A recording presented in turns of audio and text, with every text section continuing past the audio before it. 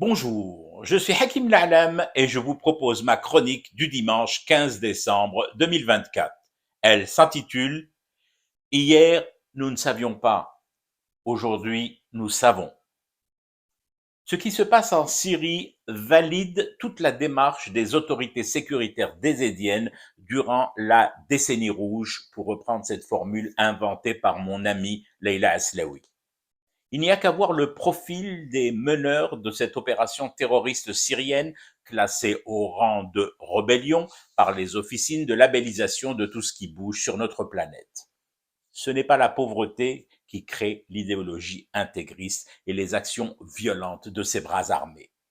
Il n'y a que les sociologues de supermarché et les écrivains des soirées petits fours sur les hauteurs d'Elbiar pour le croire, le faire croire et accroire avant de prendre l'avion pour la naturalisation.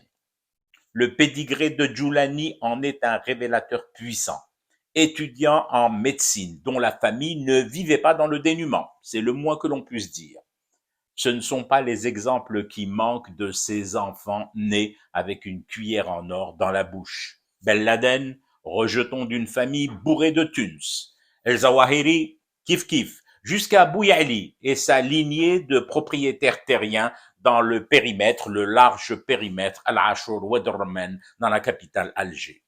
Donc, en finir une bonne fois pour toutes avec cette équation facile, commode et sentant atrocement la naphtaline de pauvreté, terrorisme. En terminer aussi avec cet autre mythe de l'éducation et du naufrage de l'école.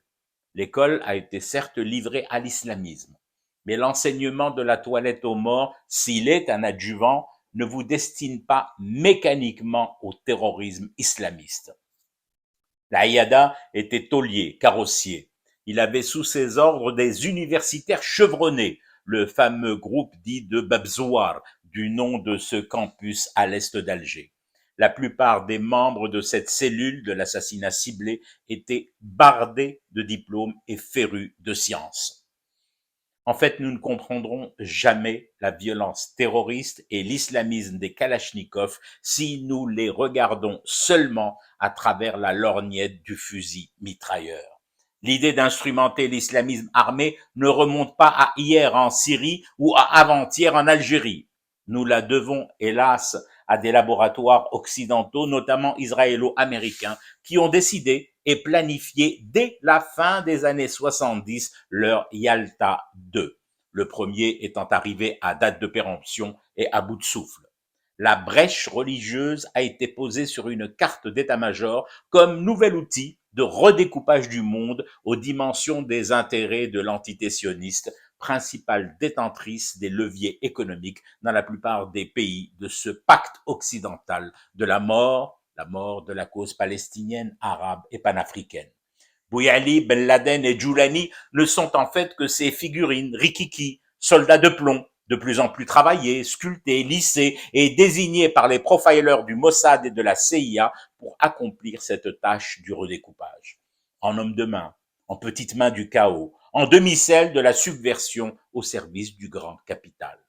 Cette démarche planifiée et programmée avec des moyens dont nous ne soupçonnons pas encore aujourd'hui le gigantisme a cependant connu des couacs. On ne cuisine pas l'omelette et la marmelade du monde sans casser des œufs. Entre autres, eux qui se sont cassés lamentablement, ceux qui étaient destinés à la casserole algérienne. Ici, chez nous, dès les années 80, la machinerie que tous ces docteurs maboulettes, ricains et sionistes pensaient infaillible s'est heurtée à une tribu d'irréductibles.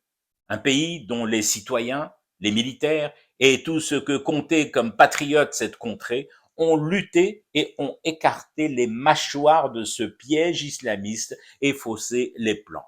Au prix fort. Les prix et tarifs pour casser une dynamique mortifère concoctée dans les officines de l'anglais et à Tel Aviv sont toujours forts et élevés.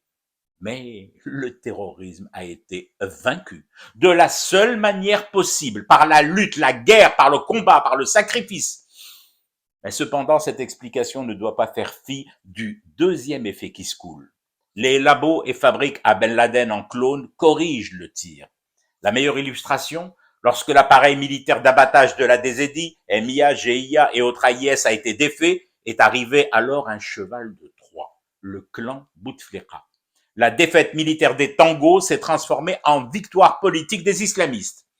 C'est ainsi que Abdelkah Ier a pu prononcer cette sentence immonde. Il n'y a ni vainqueur ni vaincu. Le plus gros hold-up dans l'histoire mondiale de la lutte contre le terrorisme. Le clan d'Oujda, les deux mosquées, est mort aujourd'hui. Le redécoupage du monde est lui plus vivant et dévastateur que jamais. La phase Afrique du Nord est dans les tuyaux. Scrutons les salons de coiffure, d'esthétique, les échoppes de tailleurs et les maquinoffs à poil et à vapeur. Il en sortira peut-être bientôt cette figure chargée de rallumer le feu presque éteint. Pour ma part, et échaudé par les années 90, 80, 2000, je ne me contenterai pas de scruter. Anticiper, oui, anticiper le coup d'après. Ce qui me rassure, ce sont les forces patriotes. Le clan d'Oujda et de Mosquée n'est pas arrivé à les éradiquer par son hyperbole miteuse. Dans cette guerre, il n'y a ni vainqueur ni vaincu. Elles sont là. Elles ont survécu à ce processus de destruction massive.